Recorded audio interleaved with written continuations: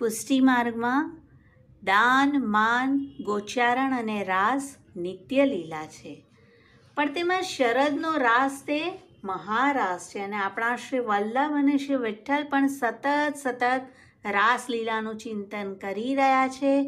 શ્રી વલ્લભનું નામ છે રાસ લીલૈક તાત્પર્ય અને શ્રી ગુસાઈજીનું નામ છે રાસ લીલા રસ મહોદધિ.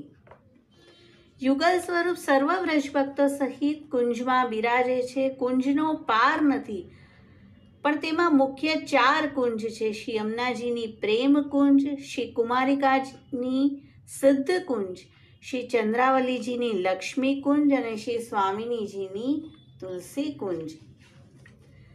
શ્રી સ્વામિનીજીની મુખ્ય અષ્ટસખીઓ છે.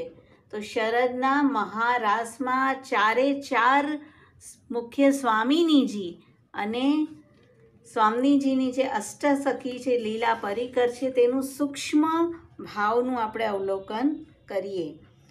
તે અષ્ટસખી છે લલિતાજી, વિશાખાજી, સુદેવીજી, ચંપકલતાજી, ઇન્દુલેખાજી, તુંગવિદ્યાજી અને ચિત્રાજી. પહેલા છે શ્રી લલિતાજી. અષ્ટસખીઓમાં આપ મુખ્ય છે, આપ મધ્યા છે, સર્વથી ચતુર છે, યુગલ સરકારને પરમ પ્રિય છે. બંને સ્વરૂપને પાન અરોગાવાની સેવા તેમની છે. જ્યારે પાનની બીડી વાળીએ અને ધરીએ ત્યારે શ્રી લલિતાજીની કૃપાથી મને આ સેવા મળી છે તેવો ભાવ વિચારવો. બીજા છે વિશાખાજી. વસ્ત્ર સેવા તેમની છે. બંને સ્વરૂપને ઉપટન કરી સુહાતા જલથી સ્નાન કરાવી અંગ વસ્ત્ર કરી ઋતુ પ્રમાણે વસ્ત્ર ધરે છે. વસ્ત્ર સેવા વખતે વિશાખાજીની ભાવના કરવી. ત્રીજા છે સુદેવીજી. હીરા, પન્ના, પોખરાજ, માણેક, નીલમણી વગેરે રત્નોના તથા વિવિધ ફૂલોના શૃંગાર આભૂષણ ઋતુ પ્રમાણે ઉત્સવ પ્રમાણે બંને સ્વરૂપને ભાવપૂર્વક ધરાવે છે અને વિવિધ અત્તર લગાવે છે. શૃંગાર સમયે સુદેવીજીનો ભાવ વિચારવો.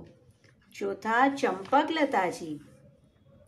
સામગ્રી તથા જલની ટહેલ તેમની છે. ઋતુ પ્રમાણે બંને સ્વરૂપને રોજ નૂતન સામગ્રી અરોગાવે છે. મિશ્રીનો, શેરડી, ખરબૂચનો વગેરેનો પનો કરી અરોગાવે. દાડમ, નારંગી, મોસંબી વગેરેના રસ તથા લીલી દ્રાક્ષ વગેરે મેવા પણ ધરે છે. સામગ્રી ધરતી વખતે ચંપકલતાજીનો ભાવ વિચારવો. પાંચમા ઇન્દુલેખાજી. યુગલ સ્વરૂપને રસ વાર્તા કરી રસમાં તરબોળ કરે છે. પોઢાડતી વખતે ઇન્દુલેખાજીના ભાવનું સ્મરણ કરી શ્રી ઠાકોરજીને પોઢાડવા અને માનના કીર્તન કરવા. છઠ્ઠા તુંગવિદ્યાજી. આ સખી સુંદર મધુર રાગથી અદ્ભુત નૃત્ય સાથે ગાન કરી યુગલ સ્વરૂપને રીઝવે છે. કીર્તન ગાન વખતે તુંગવિદ્યાજીની ભાવના કરવી કે તેમની કૃપાથી મને આ સેવા મળી છે. સાતમા છે રંગદેવીજી. યુગલ સ્વરૂપ આગળ અનેક પ્રકારના બાજા વજાવે છે.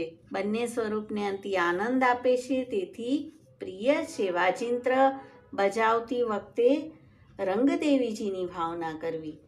આઠમા ચિત્રાજી.